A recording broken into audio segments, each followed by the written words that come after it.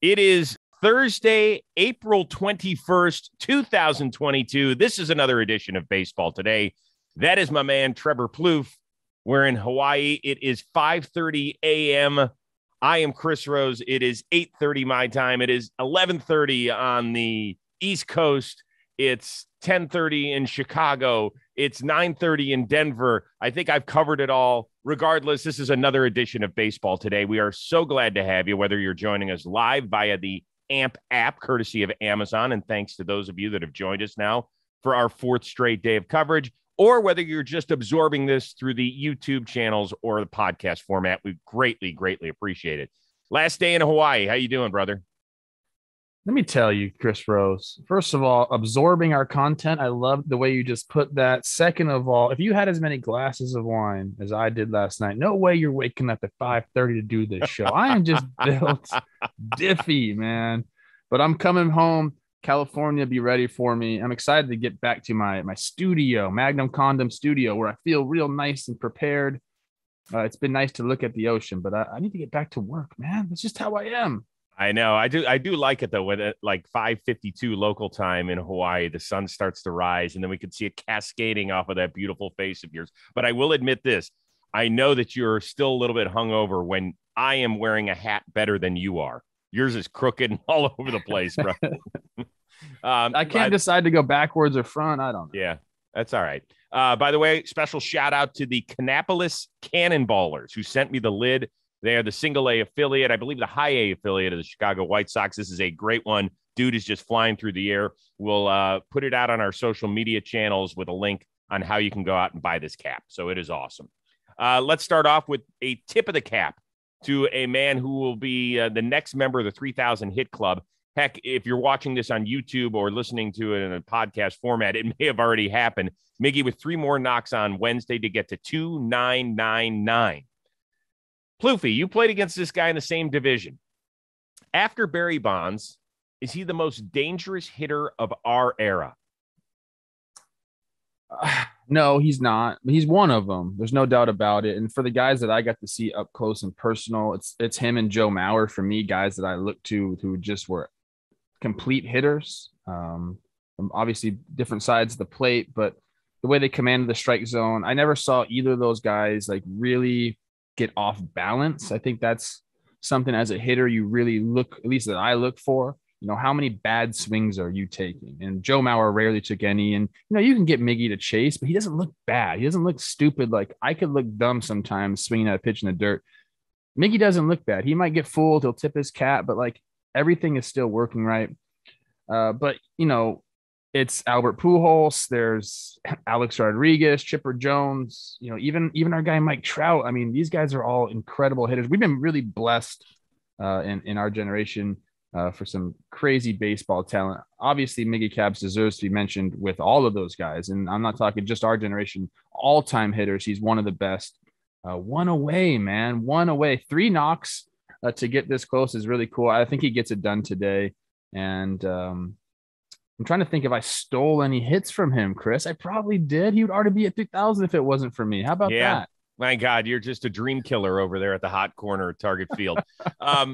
So I will say this, that obviously Bonds is far and away in a class by himself. I would then put the next 2 as Pujols and Miggy. But for me, just as a baseball fan, not knowing anything technically about what they're doing, Miguel Cabrera was much more enjoyable to watch play than Albert Pujols. First of all, what's Albert's nickname? The Machine. Yeah, the Machine. Right? Because everything felt so robotic and technical with him, and he would grind away. And it's what's made him legendary. Okay. I'm not saying this as a negative. Okay. I'm just saying, as a guy who seemingly had fun with at-bats as much as with the damage that he created, I love watching him. And maybe it's a little recency bias in that, but like it always looked like Miguel Cabrera is having a blast while trying to beat your brains in. Yeah, I mean, dude, when you can show up to a ballpark as a hitter and know you are as good as him, like that is got to be the best feeling in the world. I would go through spurts, a week, maybe 2 weeks where I put up similar numbers to his career numbers. And when that happens, you feel like a god out there. So there's a lot of times Miggy steps in that box, gets on the field. He knows he's the best player. That's a really good feeling. So it's easy to have fun when you're that type of player. But I do agree with you. Talking about like pretty swings and like all of the new hitting gurus out there, the guys that are, helping the next generation of hitters. It's a couple swings that they go to. It's Mike Trout, it's Miguel Cabrera, sometimes Edgar Martinez. These are the swings they're studying for power and contact and plate discipline. So I agree with you. Pujols' swing, although it is pretty in its own right, like the Miggy was just smoother. It did look better. And I love the fact that everyone's trying to get their A swing off and studying Miguel to try to see what he does so they can get their A swing off all the time. Miggy had every swing you could think of. When he needed to, he would hit a ground ball to second base. If he needed to hit a ground ball to second base, he was not afraid of that. He wanted to drive in runs. He would say that all the time. Like, I'm going to get that run in at third base. I wonder what his career rate of getting a runner in with less than 2 outs from third base. It's got to be crazy because he's just so good at it. So 2 other things. If you're just looking at the numbers between Cabrera and Pujols, of course, 3 MVPs, Cabrera 2. Pujols 7 more top 5 MVP finishes. Miggy had 5 more in the top 5. Now, Pujols, you kind of separate his career into St. Louis and then what happened out in Anaheim. He never had an OPS over 790 after his first year in Anaheim. From his age 32 season on, nothing over 790. Whereas Cabrera was still elite, an OPS over 950 at the age of 33. It started to dip after that. He started to get injuries, didn't play as many games and seasons, but still, just if you want to throw that stuff out there. One other thing. Yeah, go ahead. No, if you're looking at their slash lines, they're actually pretty similar. Pujols, 375 guy, Miguel Cabrera, 387, Miguel Cabrera, 532 slugging, Albert Pujols, 544 slugging. So, like, they're pretty similar when you're talking just slash lines. If you want to hear stories from guys that played against him and had to pitch against him or design game plans behind the plate, Robbie Chiraco, one of our producers here at John Boy Media, has put together a bunch of clips. It's a 10-minute diatribe on the Rose rotation, different stories about Miguel Cabrera. Go find it at our Twitter handle at Rose Rotation. It's really well worth the 10 minutes of your time. Let's move on to the show maker, Shohei Ohtani. Had a 6-0 lead before he even took the mound yesterday in Houston. Perfect through 5 1/3, finished with a career high, tied a career high with 12 Ks. In your opinion, will he contend for the AL Cy Young Award this year? I don't know. Like, what can't this guy do? I want to say no, Chris. Pitch enough innings. This is Shohei Ohtani here. I can't put it past him to do anything. He might win a Gold Glove. I don't know. He played enough innings in right field. He might win a Gold Glove. Like, that's how good of a baseball player this guy is. So, I'll say yeah. Like, I bet you he finishes top 10 Cy Young. Like, and that's crazy to think because that's not contending. That's not contending. Contending top 10 pitchers. Top 5 is contending. Contending top 10 means that you were a really, really good pitcher and you got some of those little votes at the end. Not dismissing it. But to me, a contender's top 5. I'm trying to think of who will be the top 5 pitchers in the American League. I mean, right. Sure. Yeah. I think he'll be close. How about that? Okay. So to me, the question is enough innings. And what did he throw last year? 130. Now, one thing I love, it's the only thing that's bothered me about Shohei's game on the mound. His strikeout to walk ratio was just not good. And I'm sure it's because he's probably not throwing nearly as much as the rest of the guys. I can't imagine, he's got to focus on being a DH occasionally too. But his strikeout to walk ratio, I think it's like 26-4 this year. Outstanding. That's great for anybody, particularly for him. He does, through 3 starts, lead the American League in strikeouts. Now, are they going to have to give him a breather at some point? And maybe that's the biggest question. Like, if he throws 145, 150 innings, is that going to be good enough in the eyes of voters, depending on who the competition is, to say, yep, he gets my top 5 vote or top 3 vote? It's going to be close. I think he's more in that top 10 range by the end of the year, just because of the innings limitation. Maybe because of that walk rate you're talking about. But like I said, like you can't put it past him to do anything on the baseball field. He's just that special. You know, he is a unicorn. Like that is a great way to describe him. We are seeing something that we've never seen in the game before, and I don't want people to get complacent with it. Like you have to just marvel at what you're seeing. And if you have a chance to go see Shohei in Anaheim or anywhere on the road, like make that your trip. Like he is a guy that you're going to be telling your grandkids about. I saw this dude play. I really have grown to love what Shohei has brought to the game. Can we make a road trip at some point? And yeah, I'm trying to think where like the best place to see Shohei. No, like just even Anaheim. I'll drive. Sure. Okay. You don't care. That's fine. Hey, quick reminder for those. Hey, let's go to Oakland because there's like 2,000 people in the stands, and we can just like go wherever we want. I can't get tickets. I keep getting shut out whenever I ask for tickets. For those of you joining us live on the AMP app, we appreciate it. We'll be getting to your calls and your questions momentarily. Producer Dan Rourke, there's a bunch of people that are already lined up, right, on the runway. Accurate? Yeah, you can even – why don't you throw in the chat some of the names that are in there? I just want to give people some shout-outs as we're continuing to do this. In the meantime, we'll continue on a big day on Wednesday for Jose Ramirez, the newly minted Jose Ramirez, doubleheader sweep of the White Sox in Cleveland. Game 1, a grand slam, his second one this year. Game 2, an RBI double to get it going for the Guardians. He became the 5th player ever with at least 20 RBI in a team's first 11 games of the season. Is he the best third baseman in baseball? Why do you ask me these questions? You can't ask me these questions. I think he might be. I think he might be. No, don't give me the. I don't think he might be. Of course, he might be because he's great. I would say you're looking at Nolan Arenado, you're looking at Manny Machado, and you're looking at Jose Ramirez. I think those are the 3 guys you're looking at who have done it kind of like. I'm going from he broke into league in 2013. So 2013 to 2022. I mean, these are the guys that have been around doing it. He can do it all where some of those guys might be a little bit more limited. He has 154 stolen bases, for instance, where Nolan Arenado has 18 in his career. So like there's that aspect. He can play defense, maybe not as good as an Arenado or Machado, but he's still very serviceable over there. He's very versatile, so he doesn't have to just play third base. He can play anywhere. I don't know, man. I'd say he's like it's 1A, 1B, 1C with those 3 guys. I can't answer that question. It's too tough, man. It's too tough. If for my money, if I was building a team and putting a third baseman in there, I think I'd go Machado. I don't think there's anything wrong with that. Yeah, but then also Ramirez is a switch hitter, so like you don't have to worry about any platoon stats, whatever. So, I don't know. It's very tough, Chris. But I think for my money, I'm going Machado.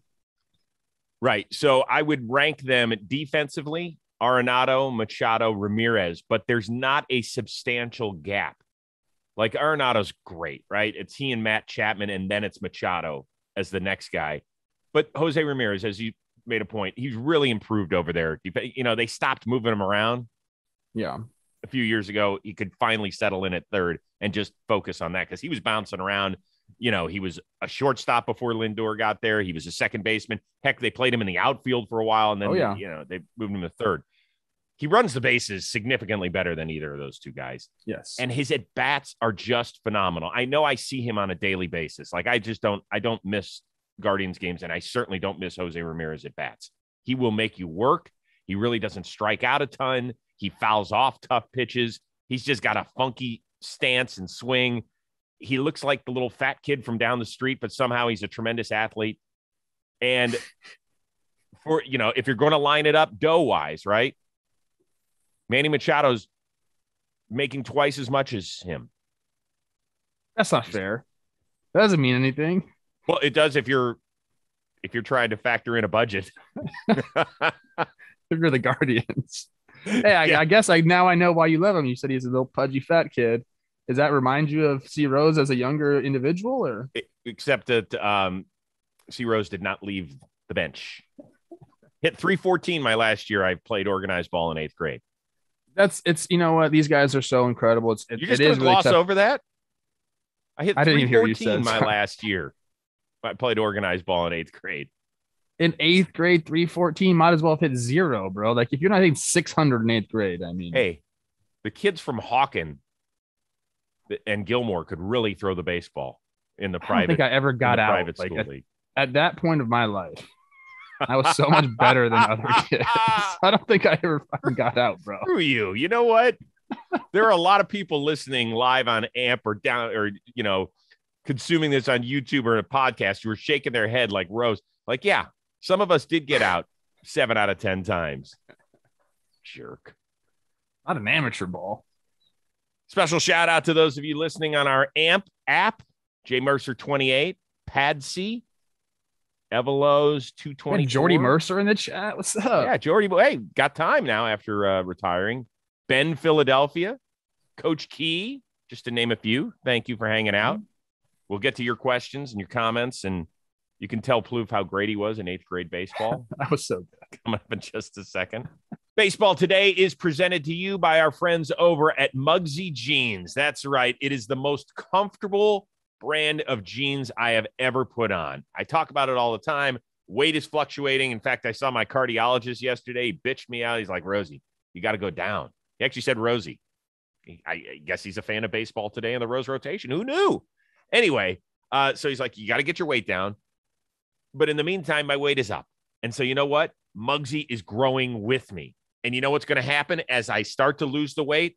First of all, I'll lose the jowl, which will be nice, the Joe West jowl. And then secondly, I'm going to shrink and the jeans are going to shrink with me and they won't look baggy on me. And Michelle's still going to say on date night on Friday night, put your Mugsy jeans on, boy. It is time to party. So what I want you to do is head on over to Mugsy.com. Use the code word today. You're going to get 10% off your entire order. And the thing that's awesome about Mugsy, not only do they feel great, but they look great because they come in more than just blue jeans. I've got the charcoal gray. It's got the whole array of the rainbow. So if you want to go and make a statement, go get a really fancy color. If you want to go basic, they got that as well. Once again, it is Mugsy.com. The code word is today. Save 10% off your entire order. That's right. Tell them your boy Rosie sent you, according to Dr. Kim, my cardiologist. Didn't get a chance to talk about the pitch clock the other day. Jeff Passan wrote a big column saying that in the minor leagues, saving an average of about 20 minutes per game, runs are not down, so scoring's about the same. So the action is at least the same. It's just condensed. And it could be coming our way to the big leagues in 2023. Are you excited? I am because, there's a nice little lizard on my wall over there. Hey, lizard. I'm excited because. How big? How big's the lizard? Is it little or is it tiny? It's tiny. It's tiny. Because we saw one in Cabo last week. No joke, bro. It was this big. Yeah. Yeah, I wouldn't like that. This one's small. But let me talk about the pitch clock because this is Baseball Today, not Lizard Today. I'm excited about the pace. Okay, when they say 20 minutes are chopped off the game times, I don't really care about that. And I actually think that's the wrong way to lead with this. Like you're going to get people saying, I don't care about the 20 minutes. What people really care about is the pace. Like action quicker, more often. We don't want to see guys just like standing around, playing with the glove or the ball, whatever. Like get back in the box, get back on the hill. Let's keep the pace up to keep people interested in the game. And like, there's some people that don't care about that, but a lot of people who do care about that. And I, for one, have played with the pitch clock. I was in the minor leagues when it first kind of got introduced. There's nothing wrong with it. It feels good. The pace feels better. It's not all this like, there are certain times where you'd be out in the field, depending on who you're playing or who's on the mound, where you're just like, dude, hurry up. Like, there's no reason to take all this time. You don't need to take all this time. You don't need to think so much in between pitches. The pitch clock stops that. And for the players who are like over it, all you have to do is step off the mound if you're a pitcher and the thing resets. There's a lot of ways to maybe maneuver around it. But since they've had it so long in the minor leagues, these guys are just used to it. So when they come up, like in 5 years, the pace, everyone's going to say, wow, I can't believe we didn't have this before. That's my opinion. No, you're 1,000% on point. And I think your point about the pace is the most important thing. It's not the clock itself. It's not the length of time of a game, because I haven't heard one person ever complain about the length of an NFL game. Have you ever? I mean, let's be honest. Some of them drag, but nobody's sitting there saying, well, the Chiefs-Chargers game took 3 hours and 17 minutes today. That's not what you're talking about. Never. So it's the pace. There was an interesting quote from Derek Holland in Passon's column. He's, I believe, in the minors with the Red Sox. Obviously, has played over 10 years in the show, and he said it's horrible. Now, he's one of those guys that grew up where you could take your time. You know, I don't know. I know Derek a little bit, but I don't know if he's flexible to things or not flexible. I imagine that some people will grumble about it. There's no question. But I will say this. I don't know. Have you watched Bieber pitch this year yet? I have not. Okay. He started game one of the doubleheader, so he'll go again next highlights, week. But that's it. Go watch his next start. He has increased his tempo. Probably he's cut it in half, the time in between pitches. And I just use that as an example because he's a guy who used to work a little slower. And now, and even Giolito talked about it on our podcast the other day because I brought it up to him. I said, watch Bieber when he works next time. He gets the ball. It's like Mark Burley. And he goes. And he just goes. And there's nothing wrong with it. Nothing. So I'm all in favor of it, man. It doesn't surprise me. Like, Derek Holland has been a starting pitcher for quite some time, so he has that in him. Starting pitchers love to complain about, well, everything. I don't like, dude, like, it's not a big deal whatsoever. It's a long time in between. It's a 20-second pitch clock, I believe, right? So it's 14 when nobody's on base. It's 18 when somebody is on base. Great. Count to 14, like, get a timer out. 14 seconds is actually quite some time to get the ball, get the sign, get back on the mound. It's not like it's like so quickly you can't think. If we're using PitchCom, now it's so fast, right? I hate PitchCom. Oh my God. Well, it's interesting. Giolito loves it. Why? I don't understand. What's the, like, just all the pitchers are doing are looking at fingers, bro. Like, what's the difference between that and hearing it in your your head? You have to go listen to our little I discussion. need to hear. I guess I need to talk to some pitchers about this stuff. It's on the Rose rotation, latest episode. I'll go listen. Fine. When I'm drinking a Mai Tai before my flight today. Please do. God, you need one. All right. Alarming and couldn't turn away from video, junior college baseball down in the state of Texas. Josh Phillips of North Central Texas College took Weatherford College's Owen Woodward deep in the sixth inning as he is circling the pillows, as my man Kevin Millar would say. In between third and home, Woodward drops his glove and makes a beeline for Phillips and DE-CLEATS him. Were you more surprised at the actions of the pitcher or the fact that the pitcher did not get his ass kicked in the following brawl?